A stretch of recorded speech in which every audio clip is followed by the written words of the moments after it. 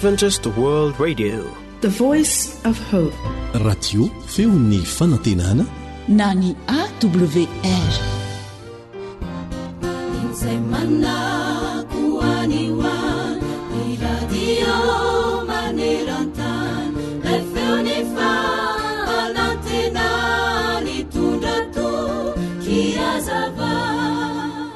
Fotoam-pialan'ny sasatra tamin'izay nakarivotra tany amoron-dranomasina ity mpandinika na mpikaroka anankiray. Rehefa avy nilalao rano teo amoron-dranomasina ilay lehilahy mpandinika dia nofenony fasika ny ila-tanany ary nentiny nody avy eo. Rehefa hariva ny andro dia nanomboka nanisa ireo fasika ireo ilay mpandinika ary nandany ora maro dia maro nandritra n'iny alina iny izy. Maraina vao mangiran-dratsy dia hitany fa mila mandany 20 herinandro izy vao ahavita manisa ireo fasika iray tanana izay nentiny avy teny amoron-dranomasina. Eny tokoa, lasa lavitra ny saina mieritreritra izany ary mipetraka ny fanontaniana hoe dia roviana izany vao ahisa ny fasika eny amin'ny ranomasina. Manaitra tokoa araka izany ny fanambaran'Andriamanitra ao amin'ny teniny fa tahaka ny fasika eny amoron-dranomasina no isan'ireo olona ho very izay miandry ny fandevonana amin'ny afo mahery vaika.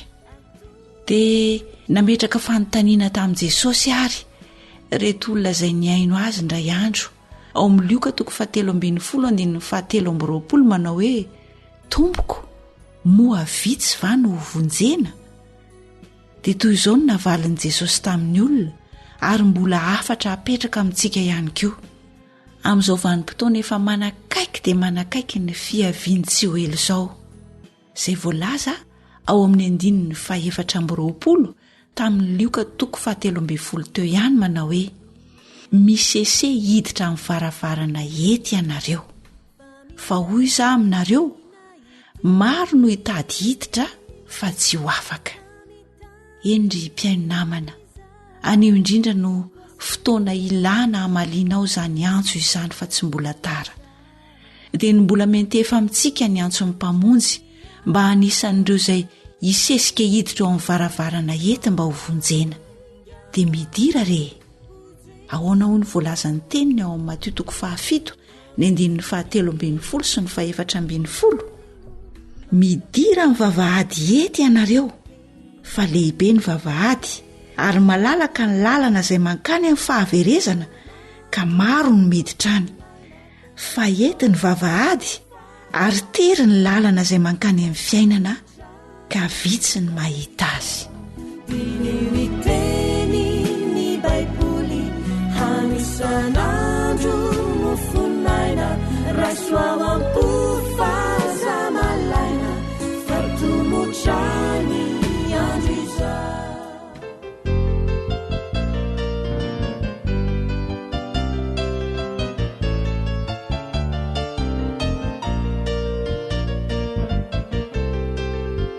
Tarika Giovanni. Lalandro tena samihafa manoloana izao sy anao, iray lalantsara sady makany amindray, lalantsara sy mahasoa lalantokana ihany koa, eno lay lalantery sy sarotra izay makany amindray. Iray kosa lalana izay makany amin'ny afobe, lalambe izay malalaka tena be ny mpandeha, izay voly satanano tompo marika lehibe, miafara amin'ny fahaverezana fahafatesana.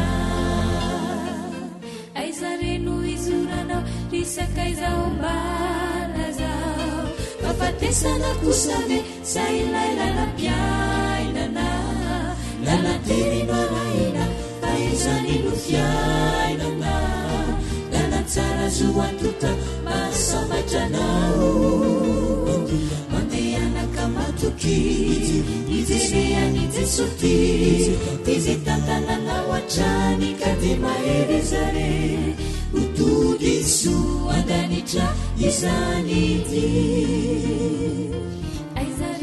izoranao risakaizao mbalazao fafatesana kosave zay lailalam-piainana lalanterina raina fa izany no fiainana lalantsara zo antoka mahasambatra-nao mandehanaka matoky mijereany jesosy fizetantananao atrany ka ty maherezare utody so andanitra izany ty zay lay onjany fanantenana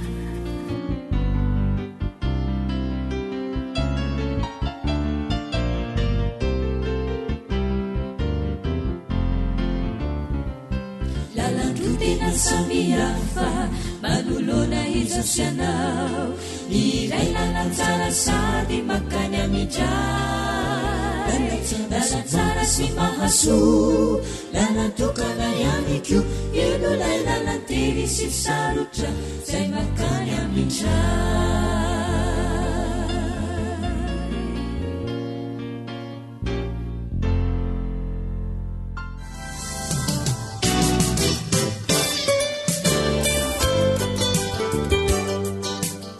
arena ny fahasalamako alio ny soroka toy izay mitsabo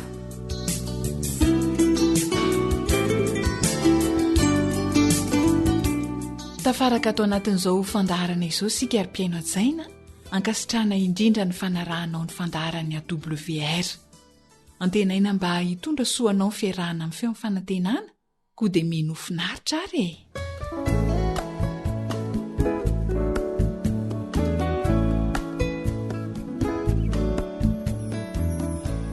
iresaka mahakasika ny aretin'ny taova fisefoana isika sy izay mety atsara io taova fisefoana io satria isan'ny taova manandanja eo amin'ny vatan'ny olombelona tokoa ny taova fisefoana ny kohaka izao dia tena aretina mpahazo ny taova fisefoana inona no torohevitry Dr Georges Pamplona ao antsika inona ny tokony atao ankoatran'ireo sirop izay fisotrontsika dia anisany manampy amin'ny fiadiana amin'ny kohaka sy manadio ny taova fisefoana ny ranom-boankazo ny kohaka mantsy amin'ny ankapobeny dia hetsika fiarovana ataon'ny vatana mba hahafahany manafoana ireo tsiranoka miangona ao amin'ny tratra ka hiadiana amin'ilay kohaka izany dia tsara ny manamora ny fanadiovana ireo taova fisefoana aingana arak'izay azo atao ity ranom-boankazo atoranao ity izany dia tsy manafoana ny kohaka akory fa kosa manampy amin'ny fanadiovana ny taova fisefoana amin'ny fanalana ireo tsiranoka miangona ao anatin'ny tratra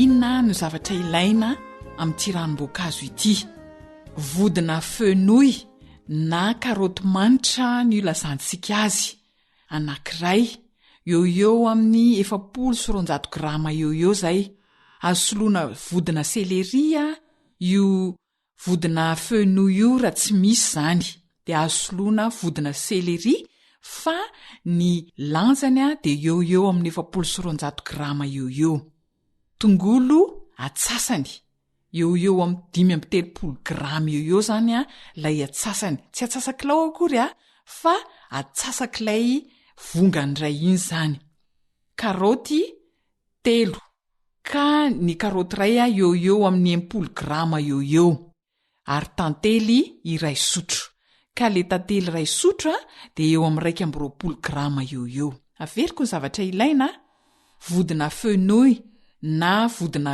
karoty manitra ho isika 700 grama ray zany raha tsy mahita vodina fenouil ianao dia azosoloana vodina seleria tongolo atsasany eo amin'ny 5-30 grama eo zay tongolo atsasany zay ary karoty 3 ka ny karoty iray dia mamelanja eo amin'ny 220 grama eo zany hoe 700 grama eo zany ny lanjan'ilay karoty 3 ary tantely iray sotro eo amin'ny 220 grama eo ny lanjan'ilay tantely iray sotro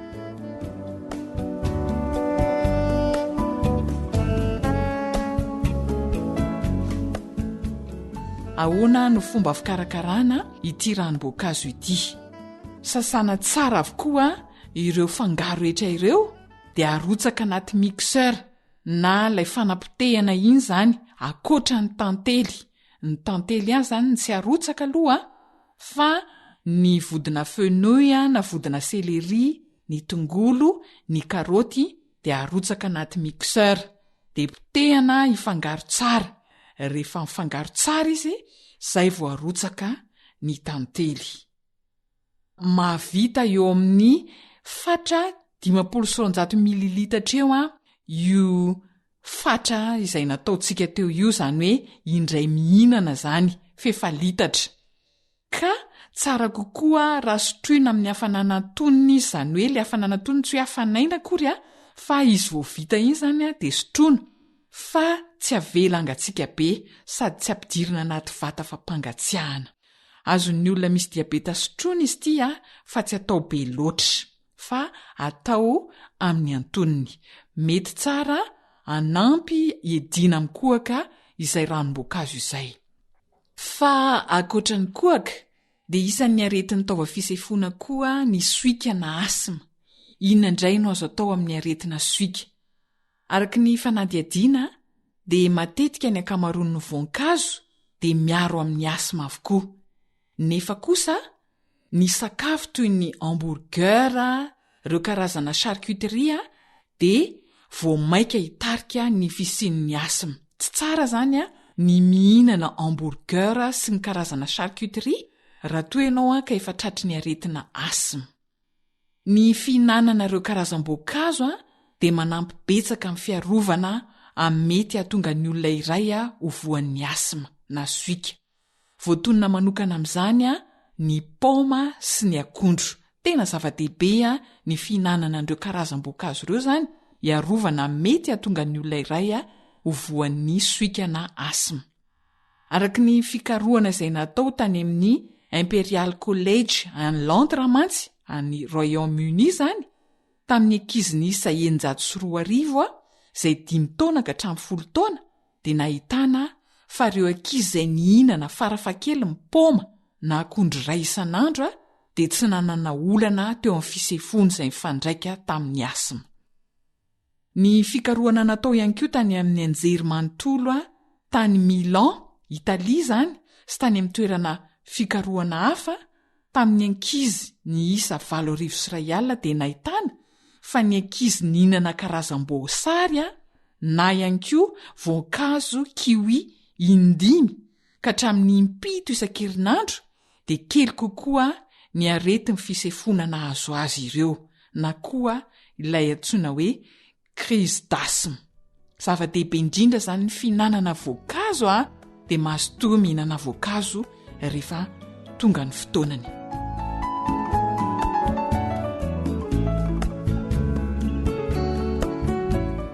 Inona ary ny zavatra ilaina? Satria misy ranom-boankazo ihany koa atoro amin'ity aretina asma ity. Inona zavatra ilaina? Akondro antonony iray. Afaka avaingana izy ity raha tiana, fa tsara ihany koa raha atao ranom-boankazo. Akondro antonony iray, tokotokony eo amin'ny 20 grama eo izay akondro iray izay ny lanjany. Kiwi iray eo amin'ny 70 grama. Ranom-boankazo avy amin'ny paoma iray tasy, ka le tasy iray io dia mahatratra 500 sy 200 mililitatra, ary rano atsasaky ny tasy fa 1 litatra izay. Averiko le zavatra ilaina: akondro antonony iray, kiwi iray, ranom-boankazo avy amin'ny paoma iray tasy, tokotokony eo amin'ny 500 sy 200 mililitatra, rano atsasaky ny tasy na rano fa 1 litatra zany. Ahoana fomba fikarakarana azy? Arotsaka anaty fanapotehana na mixeur ny akondro, ny kiwi ary ny ranona paoma. Potehana mandra-pifangarony tsara. Rehefa mifangaro tsara dia izay vao arotsaka ilay rano fa 4 litatra. Mahazo fatra indroa amin'ny 500 sy 200 mililitatra izay, zany hoe azo sotroina indroa zany. Mety tsara ho an'ny olona tratran'ny diabeta izy ity.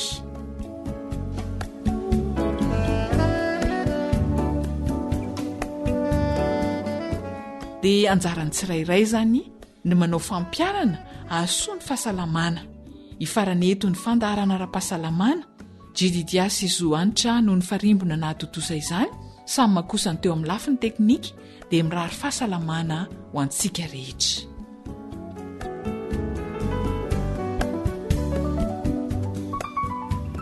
AWR Téléphone 033 37 106 13 034 06 797 62.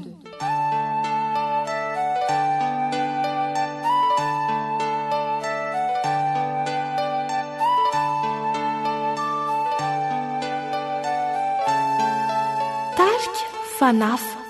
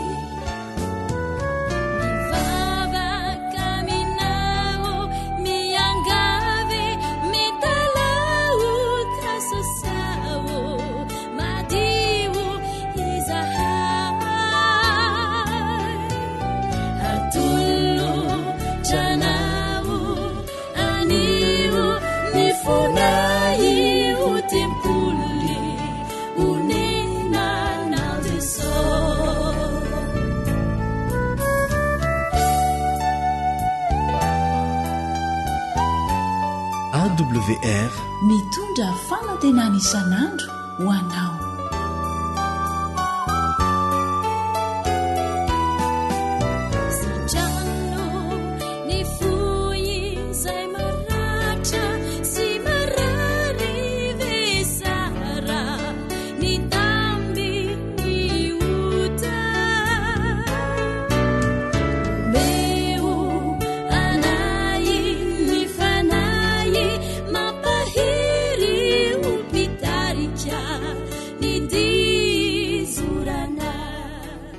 Ankoatra ny fienoana amin'ny alalan'ny podcast dia azonao atao ny miaino ny fandaran'ny AWR sampana teny malagasy amin'ny alalan'ny Facebook isan'andro amin'ity pejy ity AWR feon'ny fanantenana.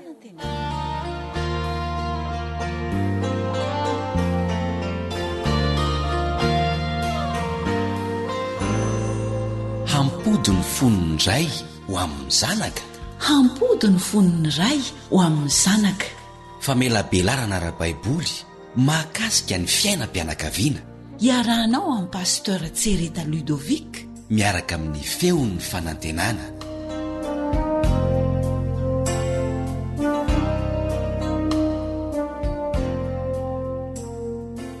Iarahabanao indray zahay ry mpiainao jaina, mbola tafaona aminay eto amin'ny lalany tia onjapeo ity.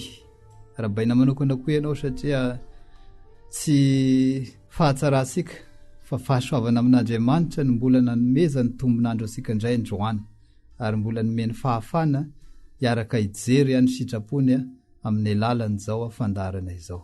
Mino zahay fa tsy andalo fotsiny ho atsika izao fandarana izao fa mba hitondra fiovana sy fanatsarana eo amin'ny fiainasika, indrindra fa ny fifandraisantsika amin'Andriamanitra. Mazavaina teto omaly fa tsy ankasitrahan'Andriamanitra ny fampirafesana, ary na ny mpanjaka Solomona izay isan'ny sangany tamin'ny fiainana an'izany aza dia nanao soakevitra hoe zavapoana zany rehetra izany.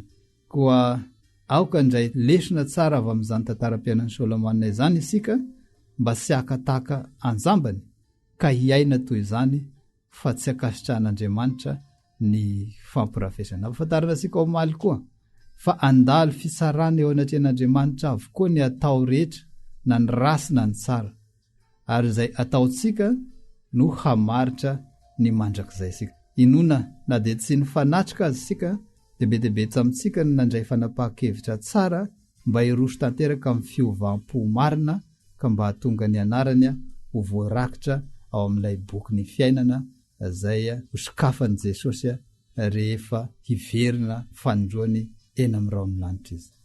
Androany indray sika dia nifidy lohateny manokana manao hoe hery ny fanantenana. Matetika dia ny tsy fananana fanantenana no manosika ny olona iray hanatanteraka fiainam-pahotana. Fiteny matetika ny hoe samy ho faty ihany, fa aleo izay mahafalifaly ny fo no atao. Dia ampirosian'ny Satana hanatanteraka an'izay fiainam-pahotana rehetra izao. Mihevitra moa fa mahazo fahafinaretana eo am-panatanterahana an'izany, kanefa efa hitasika teo fa i Salomona dia nanao soakevitra mazava hoe zavapoana izany. Niainan'izany koa i Salomona ka dia nanome soakevitra mazava fa zavapoana izany. Marina tokoa fa samy ho faty no fiafarana amin'izao fiainana ankehitriny izao satria taranaka Adama sy Eva. Samy ho faty satria izay no ozona noho ny fahotana. Niainan'izany fahafatesana izany ny ankohonan'i Marta sy Maria, niatrika ny fahafatesan'i Lazarosy anadany izy ireo. Nampafantarin'Andriamanitra asika nefa fa na dia idonan'ny fahoriana tahaka an'ireo ankohonana ireto ny fianakavian'ny mpino dia sy tokony ho tahaka ny sasany tsy manana fanantenana. Zao ny voalaza ao amin'ny Tesaloniana 2:4-7. Fa sy tena tsy ho fantatrareo rahalahy ny amin'izay nodimandry mba tsy halehelovanareo tahaka ny sasany tsy manana fanantenana. Tesaloniana 2:4-7. Izany no fanambarana ao amin'ny Baiboly. Manana fanantenana ambadika izao fiainana izao Andriamanitra, ary Jesosy no hery ny zany fanantenana izany.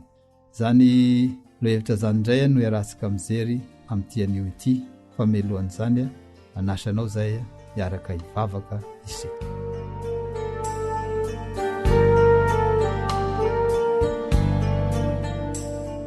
Andriamanitra rainy masina ho misaotranao indray zahay satria mbola nomenao tombonao indray androany ahafahana indray miaraka eto amin'ny lalany ty onjapeo ity handinika indray ny sitraponao.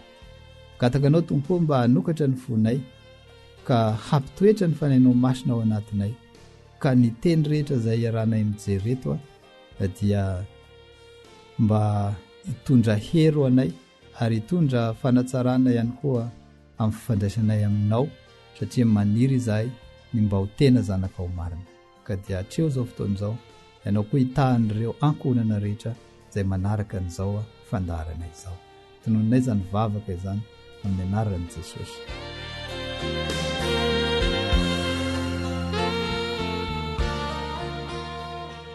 Ao amin'ny Jaona 1:10 dia milaza mazava Jesosy izay teny mety tsy ho takatra antsika kanefa hoejantsika ho jerena araka ny soratra masina izany. Zao ny voalaza: izaho no fananganana ny maty, izay mino ahy na maty aza dia mbola ho velona. Raha jerena ary tokosy andiny be dibe ao amin'ny soratra masina no manasongadina fa tahaka ny toromaso ny fahafatesana amin'i Jesosy satria izy dia mbola manana ny tsiambaratelo sy ny fahefana amerenana amin'ny fahavelomana indray an'izay efa maty amin'ny fotoana manokana.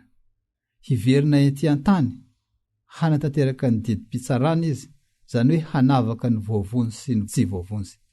Mety hitranga tokoa ny fahafatesana amin'ny olona ary tsara moa no hamantarasika ny fanambarany Baiboly momba an'izany rehefa mitranga izany. Ao amin'ny Salamo 4:104 dia zao ny voalaza: miala ny fofinainy, miverina ao amin'ny taniny izy, ary amin'izany indrindra no hahafoanany fikasany.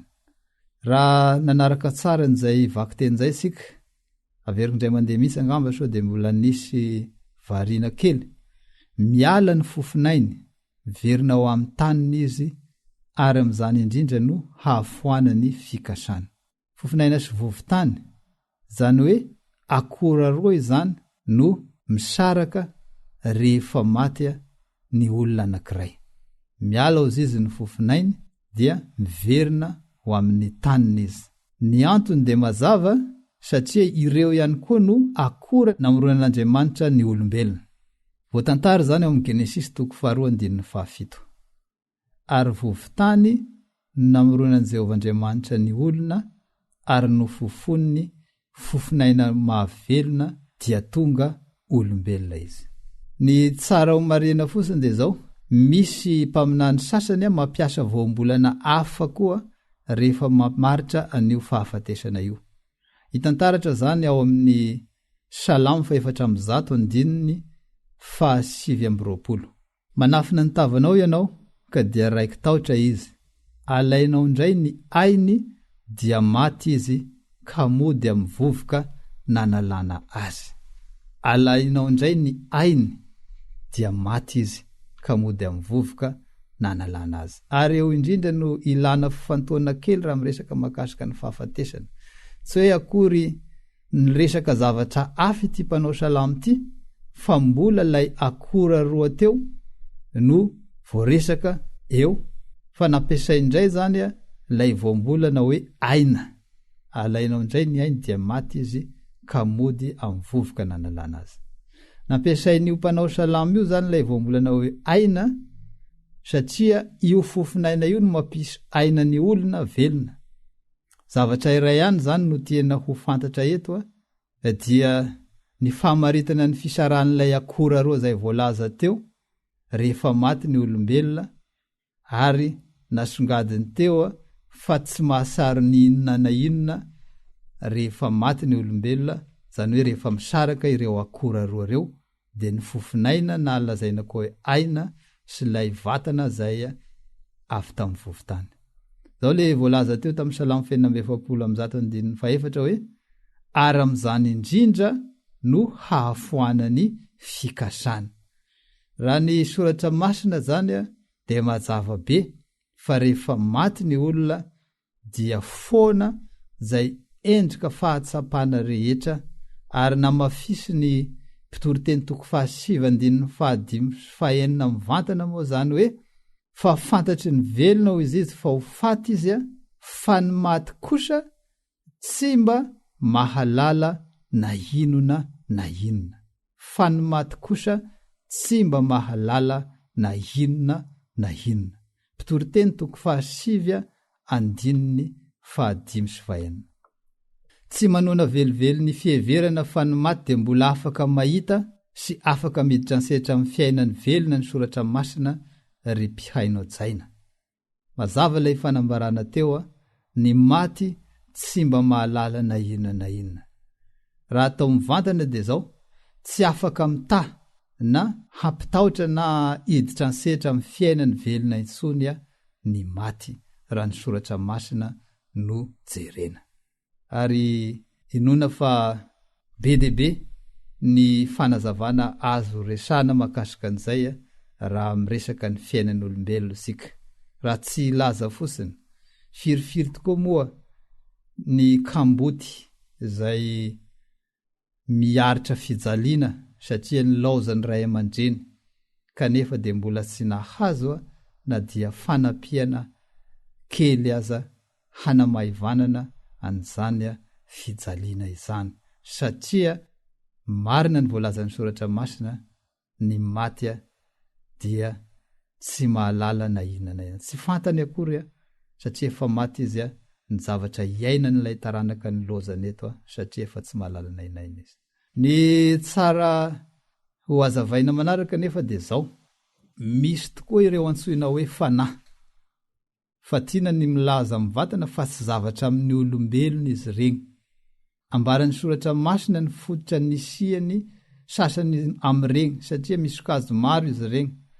Raha tsy resaka fosiny sika zao ny atao hoe fanahy masina zay fanahy anankiray dia ambaran'ny soratra masina mazava fa fomba fisehoan'Andriamanitra fahatelo mba hatanteraka ny drafim-pamonjena izany.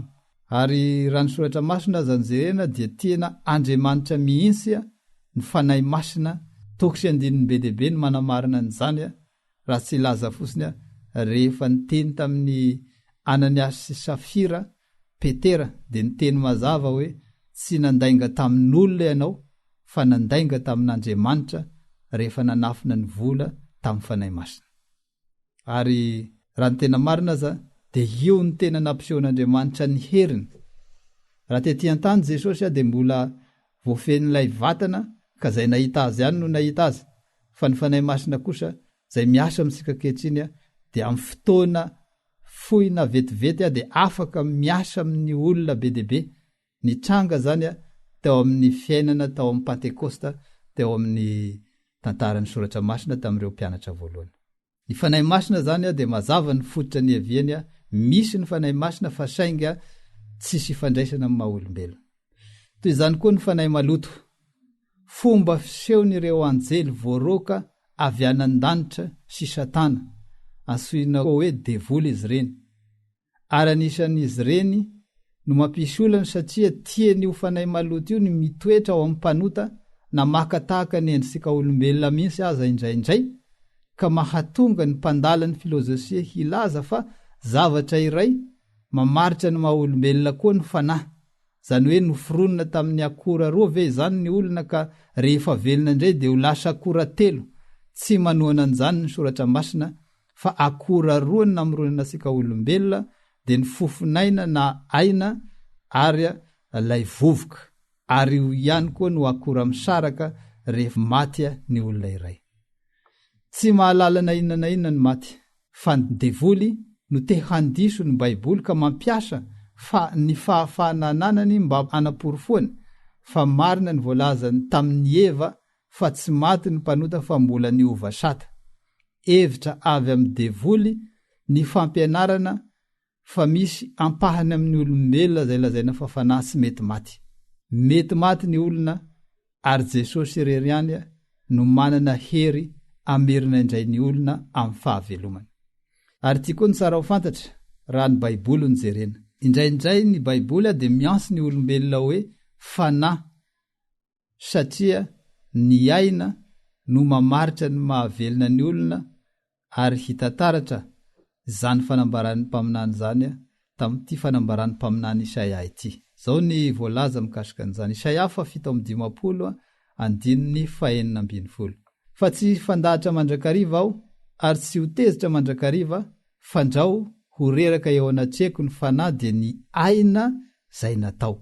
Zany hoe amin'ny mpaminany Isaia raha miresaka ny momba olombelona izy dia fanahy mira ilay aina nataon'Andriamanitra ihany. Zany hoe tsara zany ny anaratsika tsara, misy tokoa ny fanahy dia nazava teo ny fanahy masina dia fomba fisehoan'Andriamanitra, zany hoe sisy mahakasika olombelona zany fa Andriamanitra miseho. Ny fanahy maloto dia ilay Satana na devoly voaroka avy anan-danitra dia lasa fanahy maloto mamitapitaka eran'ny zao tontolo zao. Fa raha ny olombelona indray ny resahana dia indraindray ny soratra masina milaza ny olombelona ho fanahy satria aina dia hitantaratra amin'ny soratra masina ihany koa fa antsoina hoe fanahy satria io aina io no mahavelona ny olombelona. Nivakisika teo zany tamin'ilay Isaia 5:10 manao hoe fanjao oreraka eo anatrehako ny fanahy dia ny aina izay nataoko. Fantaro ary fa ny vatana tokana noforonin'Andriamanitra avy tamin'ny vovoka dia tsy tokony isy ho afaka isaraka mandra-piveriny amin'ny vovoka. Ny tena ambara amin'izany dia fampasahivana ny filazana hoe nofo iray ny mpivady. Amin'ny fahafatesana vao misy ny fisarahan'ny tenan'olombelona. Ka rehefa nakamban'Andriamanitra amin'ny lahy ny vavy dia lasa nofo iray, zay ilay fanambarana. Ka tsy ankasitrahan'Andriamanitra ny fisarahany zany amin'ny fahavelomana, zay efa nakamban'Andriamanitra ao izy ny soratra masina dia aoka tsy ho sarahan'olombelona. Tsy fidina ho an'Andriamanitra ny namelany Mosesy hanome taratasy fisaraham-bady. Nazava ny voambara manao hoe noho ny amafy ny fonareo nanomezany Mosesy taratasy fisaraham-bady, ary ny Baiboly dia mamaritra noho ny fizangazangana ihany no mety antony azo ekena momba an'izany. Ary natao azy izany satria tamin'izay andro izay mbola ny ainany Jiosy ny lalàna izay nitoraham-batony izay tratra ny zangazanga. Zany hoe raha tena marina tsy nisy olona ny sarabady izay hita velona mandehandeha eny fa maty. Noho izany dia kely ny tahany fisaraham-bady tamin'izany satria raha ny tena marina dia zavatra tokony ho tsy nisy mihintsy zany fisaraham-bady zany satria nakamban'Andriamanitra ho nofo iray ny mpivady. Ary izany toe zavatra voalaza izany ihany koa no manome soakevitra ho ansika ankehitriny manao hoe nisy ny taratasy fisaraham-bady no ny antony tokana satria nisy ny taratasy fisoratam-panambadiana. Voapirofo ny mpanao fikaroana ihany koa moa fa tamin'ny fotoana nahitana totarataratsanainy amina lavabato iray tany Palestina dia isany hita tao ny ampana taratasy fisoratam-panambadiana tamin'ny andron'i Jesosy. Zany dia manamafy amintsika ankehitriny fa ny fanambadiana ara-dalàna eo anatrehan'Andriamanitra dia ny fanambadiana vita fisoratam-panambadiana ho an'ny zanak'Andriamanitra. Tahaka ny zavatra rehetra ihany mba ho fanamariana marina fa antena ny zavatra iray dia ananana taratasy, koa dia mianso ny rehetra izay nanao tsinosinona ny fisoratam-panambadiana mba hirosa amin'izany fa izay no sitrapon'Andriamanitra. Eto mpamaranana ary dia tiako ny milaza amintsika zao fanambarana zao. Sarovo fa manana ny laherin'ny fanantenana isika olombelona dia ilay Jesosy izay nanomana fiainana mandrakizay ao ansika. Koa aoka ny mpivady ifantoka amin'izany. Aoka sy ho ampisaran'olombelona ny mpivady fa ny fanambadiana dia fikambanana ho nofo iray, fahafatesana no tokony isarahana. Zany hoe ilay torimaso hiandrasany fisanganana maty ho tanteran'i Jesosy amin'ny fiverenan'ny fanindroany handray ny voavony zo any amin'ny fiainana mandrakizay, izany fahafatesana izany. Nyresasika teo koa ary nazava be ny ambaran'ny Baiboly fa ny maty dia tsy mahalala na inona na inona. Noforonina tamin'ny akora roa isika olombelona dia ny fofinaina sy ny vovotany, ary ireo akora roa ireo ihany koa no misaraka rehefa maty ny olombelona. Fa hevitra avy any amin'ny filozofa ny filazana zavatra hafa fanampindray fahatelony zay heverina fa hoe ansoina amin'ny fiteny hoe fanahy ihany koa moa zany fa tsy ara-Baiboly zany raha ny momba an'olombelona no jerena. Ndresasika teo moa fa misy tokoa ny voambolana fanahy ao amin'ny Baiboly fa mazava be ny fototra ny hevian'ny fanahy masina Andriamanitra zay fomba fisehoan'Andriamanitra mba tanteraka ny drafim-pamonjena izay. Misy koa ny fanahy maloto zay tsy avy amin'ny olombelona velively fa afaka mitoetra mpanota raha ohatra ka tsy manaiky an'i Jesosy izy. Eo moa ny matetika mahatonga ny fitaka satria heverina fa lay olona tokoa ny fanahy maloto indraindray, ary dia miseho moa igny ary tsy iseho raha sy hitako zavatra ho an'ny fianakaviana, hitako fandaniana, ary dia mampalahelo fianakaviana be dia be tokoa no lany arena amin'ny fanompoana ny reny. Fa ny azo lazaina dia Satana no faly amin'izay, fa ny maty kosa dia matory ao ampasana izy miandry ny fiverenan'i Jesosy. Tiako ny hivavaka ao antsika rehetra indray, zay mba mandray fanapahan-kevitra ny Joany tsy ho voafitaka ireo fampianarana zay toa marina ary hamafisiny satana amin'ny fomba maro samihafa reo, fa mba ametraka amin'ny toerany ny fahafatesana zay toromasoa tsy mahasiaro na inona na inona fa miandry ny fiverenan'i Jesosy amin'ilay fisanganana amin'ny farany handray ny didim-pisarana. Vavaka ho antsika rehetra ary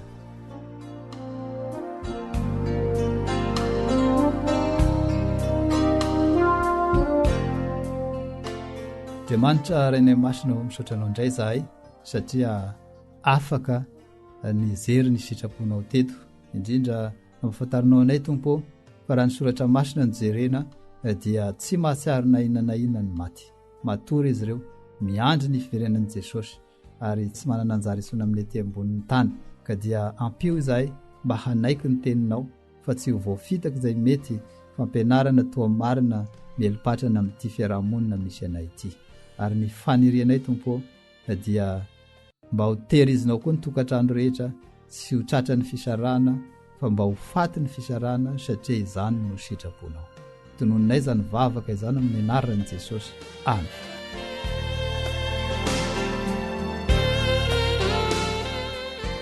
Pastora Tsereta Lidovika ihany ny mbola niaraka taminao teto tamin'ity anio ity.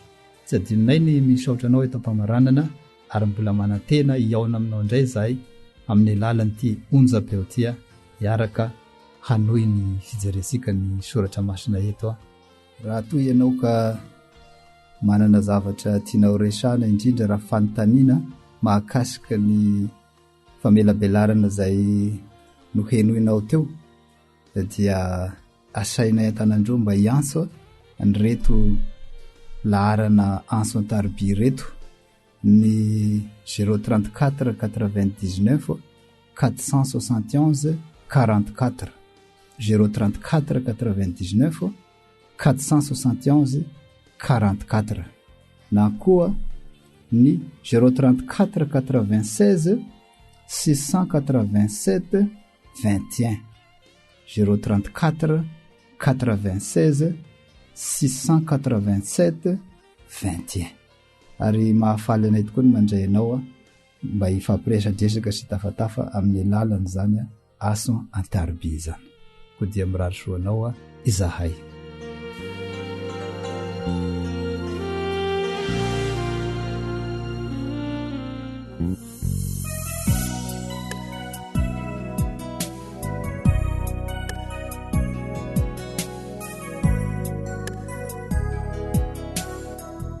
Tarika Jacqueline.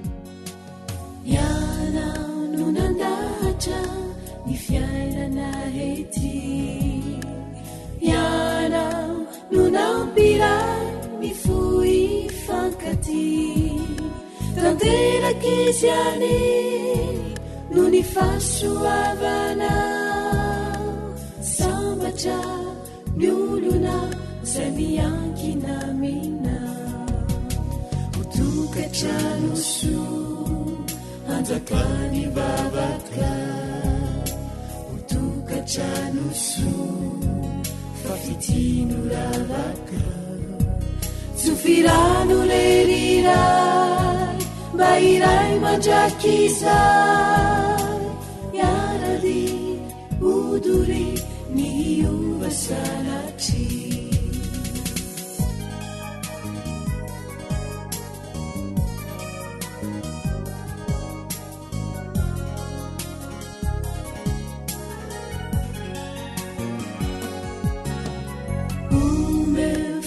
Sidimi mba ovimbininy ny teny atolotra mba ofihiny, Genesisy siviray zay no mampitombo anay, iomboko izy ro ninonino nahandro, otokatrano soa anjakany vavaka, otokatrano soa fafitino ravaka, tsofirano leriray mba iray mandrakizay, yarady odory ny niovasanaty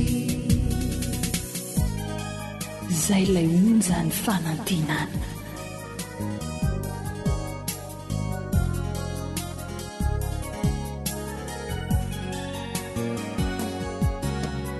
eny mbola lavitra ny lalana hale raha toto misarotra irayo mamonje harovinizy ireo losamba fefe eny tso izy ireo tonga lafatra toko hotokatranoso anjakany vavaka hotokatranoso fafitino ravaka tsofirano reriray mba iray mandrakizay miarady odory ny ovasanatry tsofirano reriray mba iray mandrakizay miarady odory ny ovasanatry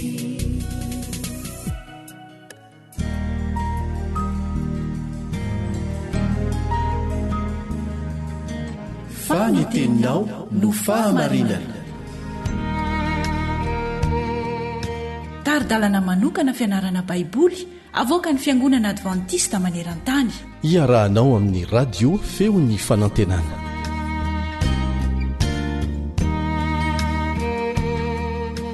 paly tafahoana aminao indray amin'izao fiarah-mianatra ny ten'andriamanitra izao ny namanao Elion Andriamitansoa voaro ny teny izay ny lohatentsika amin'ny teny ety eo anatreny ady lehibe ifanaovan'ny tsara sy ny ratsy izany no ady farantampony misy eto amin'ity tany ity dia ny tenin'Andriamanitra no miaro antsika amin'ny fampianarana diso rehetrarehetra ka rariny raha entanina isika hianatra an'izany hamaky an'izany ho an'ny tenantsika aza mamaky izany amin'ny masony hafa fa vakio amin'ny masonao izany dia angatao ny fanahin'Andriamanitra hampianatra izany no tsy ambaratelon'ny remponinao bery voalaza ao amin'ny asan'ny apôstôly na dia ny apôstôly azany nampianatra azy ireo dia no hamarininy tsara tao amin'ny tenin'Andriamanitra izay rehetra reny no hamarininy na marina izany na diso dia manao tatitra mazava voasoratra ao amin'ny asan'ny apôstôly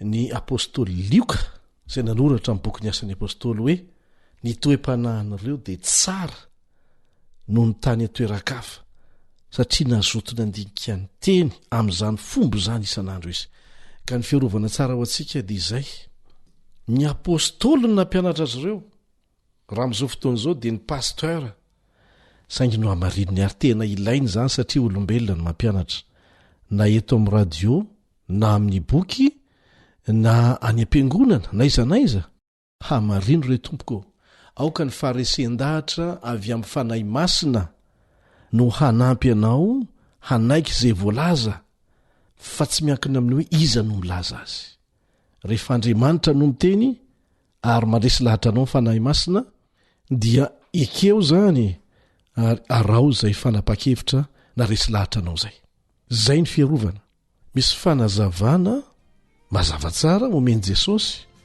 ary omena ao amin'ny tenin'Andriamanitra tahaka ny voalazan'ny apôstôly Paoly momba ny fiarovana amin'ny famitahany Satana.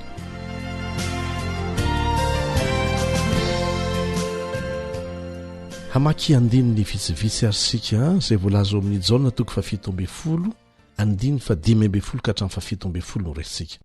Jaona 7:10 andininy 5:10 ka hatramin'ny 7:10. Azontsika tsaina fa ny vavaka nataon'i Jesosy ho an'izay mpanaraka azy no voarakitra ao amin'ny Jaona 7:10. Ho vakitsika ary izaho tsy mangataka aminao mba ampiala azy reo amin'izao tontolo izao fa ny mba hiaro azy amin'ny ratsy. Avela hoe ho anivontsika Satana ahitantsika aloha hoe rariny ve ny fepetra ho raisin'Andriamanitra momba azy manina izy nondroana avy tany an-danitra. Avela hoe ho anivontsika izy hisedra ny toe-tsaina manosika antsika raha tena tia an'Andriamanitra isika na tsia eo ny ratsy mandra-pahatonga ny fotoana hanafoanan'andriamanitra azy tanteraka. 1 tsy naman'izao tontolo izao izy tahaka tsy naman'izao tontolo izao, tsy namany ratsy isika, tsy naman'izao tontolo izao isika, fa ataon'andriamanitra iraka hamonjy ny olona eo anivon'izao tontolo izao fotsiny. Zay no asantsika. 17 manamasina azy amin'ny fahamarinana, ny teninao no fahamarinana. Ny tenin'andriamanitra no miaro antsika amin'ny fampianarana rehetra, mifanipaka amin'ny fahamarinana.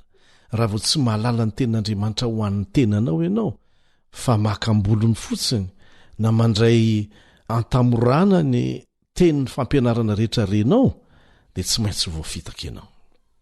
Fampianarana, fanambarana avy amin'Andriamanitra izay tsy mety diso. Maneho ny sitrapon'Andriamanitra ny Baiboly. Maneho ny drafitry ny lanitra ho famonjena ny olombelona izany. Ny soratra masina rehetra ny meny tsindrimandrin'Andriamanitra mantsy dia voalaza ao amin'ny Timoty 2:7-9 fa natao ahasoantsika ho fampianarana, ho fandresen-dahatra, ho fanitsiana izay diso, ho fitaizana amin'ny fahamarinana.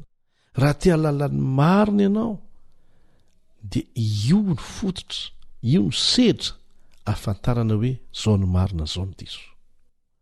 Soratra masina rehetra no voalaza eto dia avy amin'ny tsindrimandrin'Andriamanitra, fa tsy ny ampahany fotsiny akory, na koa misy ampahany sasany ambony no ny ampahany hafa. Tsia, tsy maintsy ekena ho tenin'Andriamanitra avokoa ny Baiboly manontolo. Raha tsy izany dia ivony-danadana ho anao ny varavarana idiran'ny famitahana.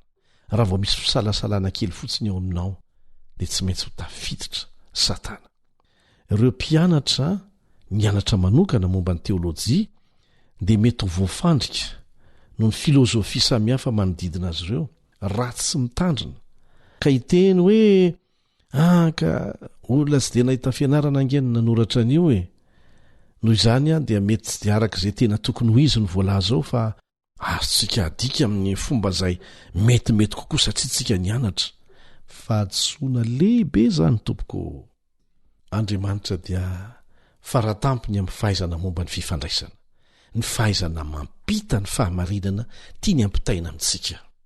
Fantan'ny olona tokony ampitana an'izany, ary tsy amin'ny fitenin'ny lanitra izay tsy ho azontsika no nampiasana azy, fa amin'ny fiteny fampiasantsika andavanandro, tsy tamin'ny alalan'ny anjely fa tamin'ny alalan'ny olona tsotra tahaka antsika, ary amin'ny fomba izay tian'Andriamanitra ampitana azy. Izy mihitsy no mifehy ny fampitanana izany, ny fanoratana an'izany, satria tsindrimandry avy amin'Andriamanitra avy amin'ny fanahy masina no nitarika an'ireny olona ireny aza asiana fisalasalana, fa avy amin'ny Satana izany. Maneho an'i Jesosy ilay andry ny fahamarinana ny Baiboly manontolo, ary izy mihitsy ange no miteny an'izany eo amin'ny Lioka 4:7-20.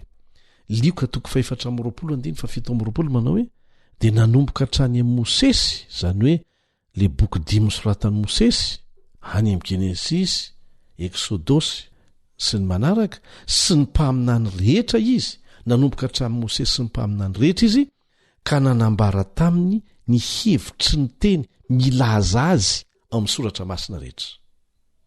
Maneho ny hevitry ny teny milaza momba an'i Jesosy izany ny soratra masina rehetra tsy misy analana, tsisy anampiana. Ary tianao ny hianatra Baiboly ary atakatra mora foana izay tiany ho lazaina eo ambany fitarian'ny fanahy masina, dia tadidio fa Jesosy no ivon'io Baiboly io. Ny Baiboly dia manambara mazava ny fitiavan'Andriamanitra tsy misy fetra ao anatin'ilay fifanandrinana lehibe fanaovany tsara sy ny ratsy. Hitanao ao ny fitiavan'Andriamanitra izay mandresy hatrany ny fiantsiana ataon'ny Satana amin'ny fanapotehana antsika olombelona. Raha tsisy ny famindrapon'Andriamanitra sy ny fitiavana isika dia efa ripaka avokoa tahaka an'izay, ary mampiariary an'ireo laingan'ny Satana no ataon'Andriamanitra amin'ny alalan'ny fianarana ny tenin'Andriamanitra. Noho izany dia azagaga raha halan'ny devoly io Baiboly io, ary manao ny fomba rehetra izy anapotehana an'io, saingy tsarovo ny tenin' Jesosy. Ao amin'ny Mateo 4:5-7, Mateo 4:5-7, lanitra sy ny tany ho levona fa ny teniko tsy mba ho levina na inona ataon'ny satana sy ireo mpanaraka azy dia tsy hapotika tsy halevina ny fahamarinana voarakitra ao amin'ny ten'andriamanitra izy ireo. Mba fantatrao ve fa tsy nahalalanaizany hoe drafim-panavotana nataon'andriamanitra ho antsika izany sika raha tsy nisy ny baiboly hatraizany mety hatakarantsika ny momba ny fahaterahana, ny fiainana, ny fampianarana, ny asa fanompona nataon'i Jesosy raha tsy misy ny soratra masina. Azontsika atao ve ny hanomboka ahatakatra ny alehibe ny sorona nataon'i Kristy, ny voninahitra ny fitsanganany tamin'ny maty, ny herin'ny fanelanyelanana ataony ho antsika sy ny fiezinezi ny fiverenany fanondrony raha tsisy ny baiboly. Ka aelezo ny baiboly, vakio ny baiboly, hiaino izay voalaza ao anatiny. Raha tianao ny voaharo amin'ny fampianaran-diso mandeha dia mandeha rehefa tonga hatrany amin'ny fiangonana izay an'Andriamanitra izany. Be deaibe ireo fomba ny mpanompo sampy izay tafiditra tsy kelikely any am-piangonana amarinina aminy hoe tsy maninona izany fomba isariana ny hafa hiditra ao amin'ny fiangonana izany fa lao atao hoe kanefa dia satana tafiditra any izany. Tokony ho toerintsika izay mety ho fiezahana rehetra hanambany ny fahefan'ny baiboly ny mahavy amin'Andriamanitra azy enina dia izay milaza ho manam-pitiavana fatratra amin'ny baiboly azy kanefa mametraka fisalasalana amin'ny ampahany kely amin'izay voalaza ao na ankolaka izany na mivantana dia fitaka izany. Ireo teolojiana sy kristianina maro dia mifantoka loatra amin'ny lafiny maha-olombelona ao amin'ny soratra masina, indrindra vokatry ny fisainana moderna dia lasa tahaka ny tenin'olombelona ihany ny fandraisany voalaza ao amin'ny baiboly. Baiboly izy ireo dia soratana mpanjaka, mpiandrondry, mpanjono, mpisorona, mpanao tononkalo, olona maro hafa izay niezaka ny zara araka ny fahatakarany azy, ny heviny, ny fahazony mikasika an'Andriamanitra tamin'ny androny sy ny toerana nisy azy. Tena marina tokoa ve zany? Raha marina zany nahoana isika izay miaina amin'izao taon-jato fa 120 zao mbola tena mandinika fatratra ny soratra izay nataon'izy ireo? Ho azy ireo zany dia tokony ho teolojianina nanoratra ny baiboly iray manontolo, ohatra izany na farafahakeliny manam-pahaizana manokana.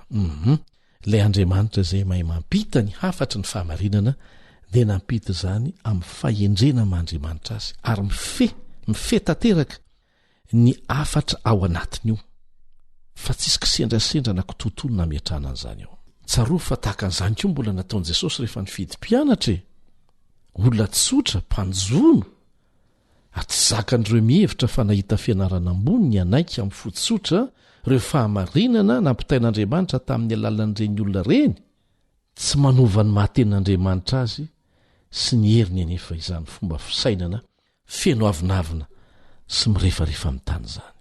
Tsy vita ny fahaizan'olombelona ry havana ny fanovana olona ratsy ho tonga olona marina vokatry ny heriny ten'Andriamanitra teo amin'ny fiainany ary afaka mame fijoroana ho vavolombelona marobeny amin'izany ray tompoko zahay. Aza mametraka fisalasalana amin'ny tenin'Andriamanitra sy ny heriny.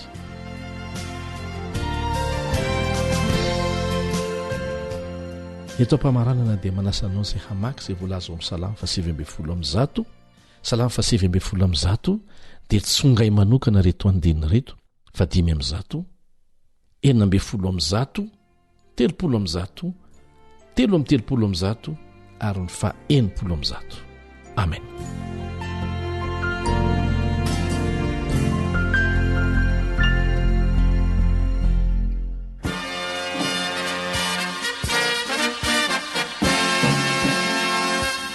Adventist World Radio, the voice of hope. Radio feon'ny fanantenana. Ny farana treto ny fanarahanao ny fandaharan'ny radio feo fanantenana na ny AWR amin'ny teny malagasy. Azonao atao ny mamerina miaino sy maka maimaim-pona ny fandaharana vokarinay amin'ny teny pirenena mihoatriny 100 amin'ny fotoana rehetra. Raisoaryn'ny adresy ahafahanao manao izany: awr.org na feofanantenana.org.